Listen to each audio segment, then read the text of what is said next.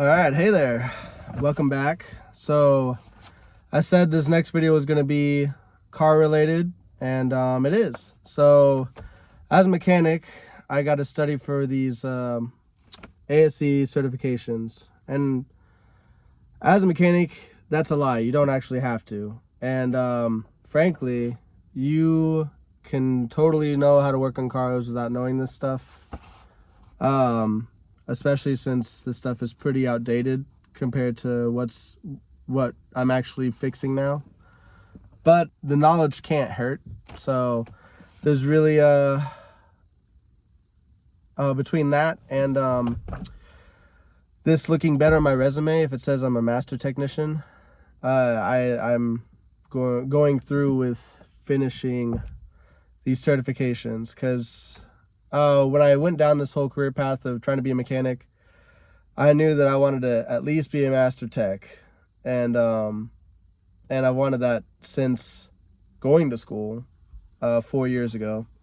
So I am trying to run through the tape, and oh, I guess it should be important to put in here, this is for automatic transmissions, A2.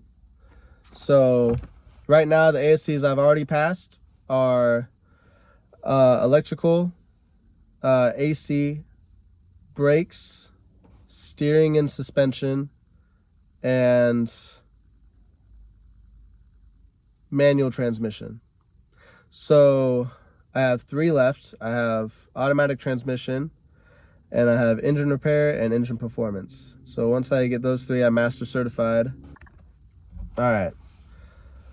Question 1. A vehicle is being diagnosed for a problem of the transmission not engaging into manual low gear. A vehicle is being diagnosed for a problem of the transmission not engaging into manual low gear. The transmission, okay, so yeah, automatic transmissions a lot of times have a first gear, or my Toyota, it says B, which is like base gear or whatever, I don't know. But yeah, the lowest possible gear in your car. So the transmission will engage into all other gears without a problem. Technician A says that the shift indicator could be misaligned. Technician B says that the shift linkage could be binding. Who is correct? So the shift indicator being misaligned doesn't make sense to me, because the shift indicator indicates all gears of your transmission, not just the low gear. So I think if there was some sort of talking about a misalignment, so there would be more than, I think there would be more than one gear misaligned if it was a problem with your shift indicator. Tech B says that the shift linkage could be binding. So I guess that's possible. It says it's not engaging into manual low gear. So that could mean that it physically won't let you shift into that gear. So I'm going to say Tech B is correct, that it could be binding. And that is correct. First answer is correct. So Tech B. And yeah, and let's see if it gives me a reason why. Let's see. Shift indicator would not prevent the driver from moving the gear shift into manual low gear. Oh, so okay. So it's trying to tell you that if you put the car into low gear, and the shift indicator tells you it's not, like, wait, hold on. Yeah, it would not. So I get, because the question is being posed that you are unable to engage that gear. The shift indicator is simply electronic. It's not something that can manually prevent you from going into that gear. On top of that, the shift indicator, if that was out, your car would, doesn't say this, but in some cases it needs a signal from the shift indicator just to start your car.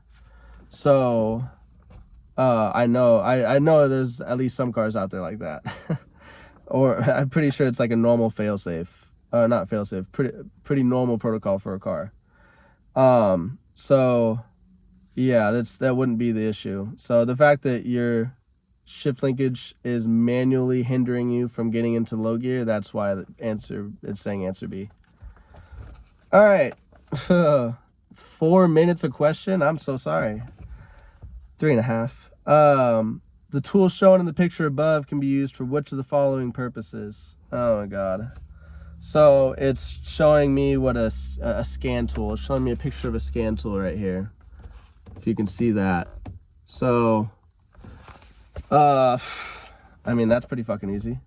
Tool shown can be used for which of the following purposes? Accessing the diagnostic trouble codes in the transmission computer. Yeah. Checking for the supply voltage at the transmission computer. Yeah, some of them could. The supply voltage at the transmission computer. A really good one. A really good one could. Testing the resistance of the speeds sensor coil. The speeds? Why is speeds plural? Testing the resistance of the speeds sensor coil. So a speeds, I'm drawing a blank here. Testing the voltage of the speeds sensor. So this thing can't test resistance or voltage. So regardless of me not knowing what the fuck a speeds sensor coil is, or a speed sensor, it's obviously a sensor of some sort you gotta check electronically. But OBD tools, scan tools, don't typically test resistance or voltage. That is for a voltmeter. So there's no yeah, that's not average. But A and B seem more likely. However, I guess you know, when I'm thinking that you could check supply voltage, I know with tech streams for Toyotas, they're super good, so you can check voltage, and you can also check resistance and other stuff too. You can't test it, but you can see what it's reading with a scan tool.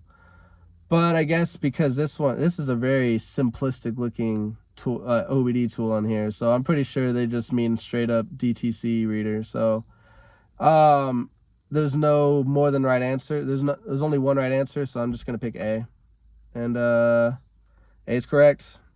And for all the reasons I said, voltmeter, ohm meter, voltmeter. So yeah, checking resistance, you need an ohm meter, which plenty of voltmeters have. Well, actually, they're called multimeters if you can check more than just voltage. But anyways, I digress. A transaxle is being diagnosed for a late shifting problem. Which of the following faults would most likely cause this problem? A transaxle. So, for those of you not initiated in all this stuff, transaxle is a transmission with a differential inside that hooks up to the engine. It's mainly used for front wheel drive stuff. It's a more compact transmission. I mean, there's transaxles in mid-engine cars and rear-engine cars. It's basically a transaxle is a mix between transmission, the differential, and the axle, the driving axle. So it's the entire drivetrain besides the engine, basically. So being diagnosed for a late shifting problem. So the car should be shifting, but it doesn't. It takes a minute. What would cause this? What would most likely cause this? A broken throttle valve cable. No. You would, a loose one would. Yeah. Yeah, a loose one would. No, it wouldn't. Hold on. Broken throttle valve cable. That's one possibility. Throttle valve linkage adjusted too tight. That's another possibility. Loose band adjustment, another possibility. Throttle valve linkage adjusted too loose. So those are the answers to work with here. Only one of them is the most right. There's other ones in here that could also be right, and that's the worst fucking part about these tests. And I'm like, well, it could be these, and then I would think it would be one over the other, but it's never the case. So late shifting, broken throttle valve cable. If it's like broken, I'm thinking snapped, and you would have more than a late shifting problem with that. You wouldn't be going anywhere. Throttle valve linkage adjusted too tight. I don't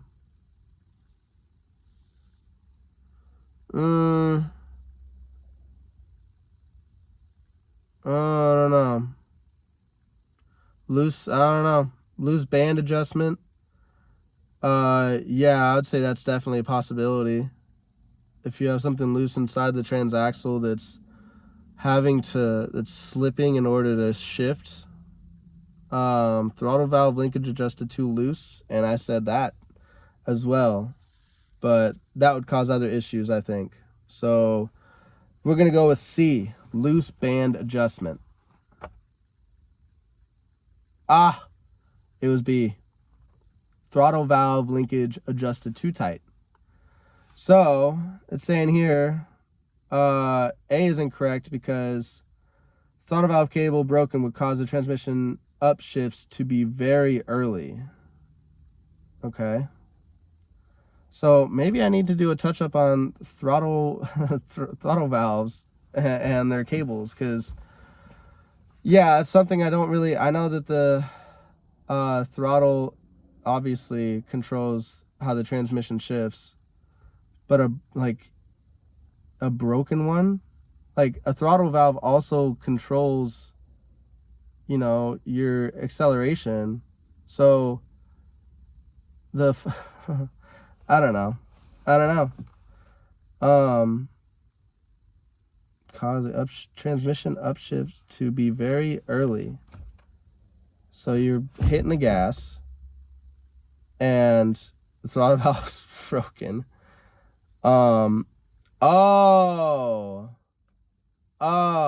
Because I imagine when the transmission is at low revs, so low power output, because broken throttle valve cable, but your pedal is on the gas, your transmission's being told to shift based off of acceleration, mixed with the low rev line, I guess. And so yeah, because you know, if you drive with like your pedal sort of on the gas for a while, your transmission shifts efficiently. So if you were to put your foot on the pedal at any particular point and the engine's still just like barely putting along, it would probably shift early. Okay, that's weird. It's just trying to think about that. All this is hard.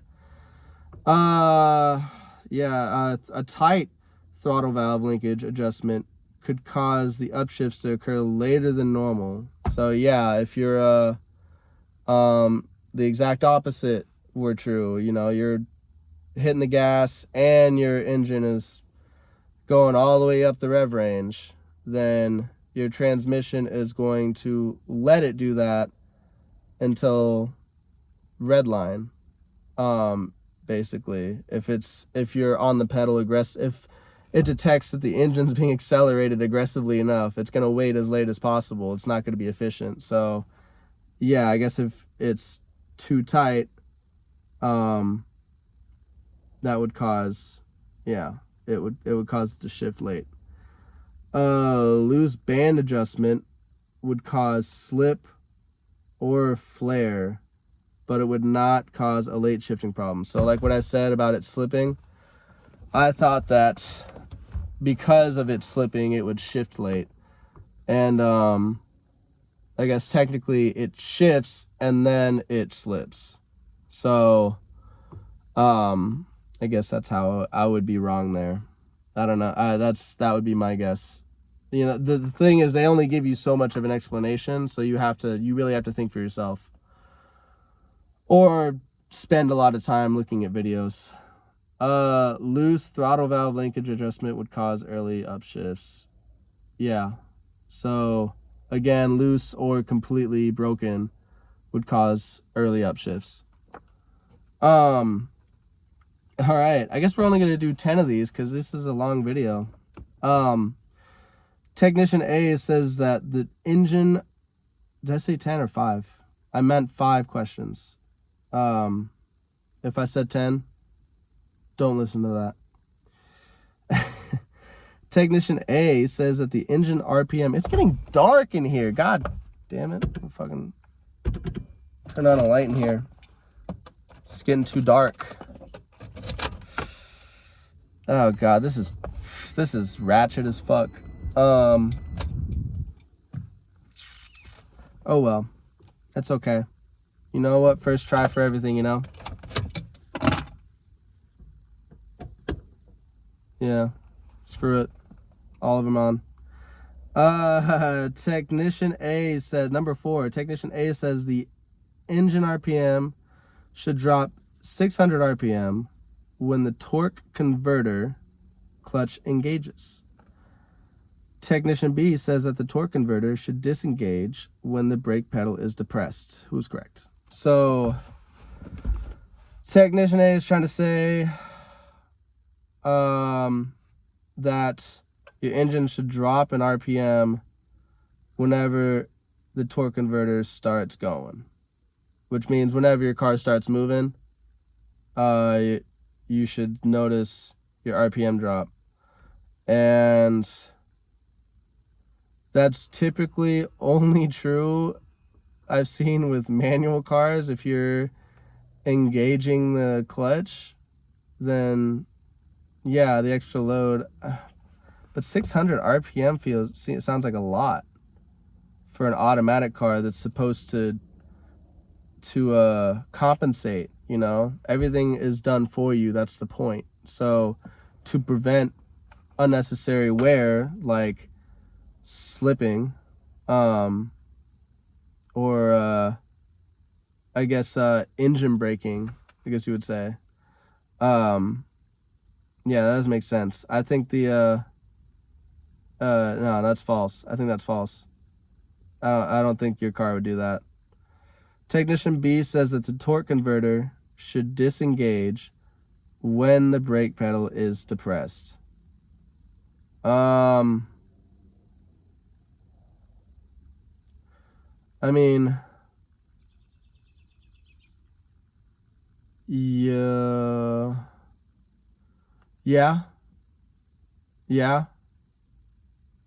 I mean, because you hit the brakes, it would be dumb if your torque converter is still trying to put power to the wheels. So that would cause excessive wear for no reason.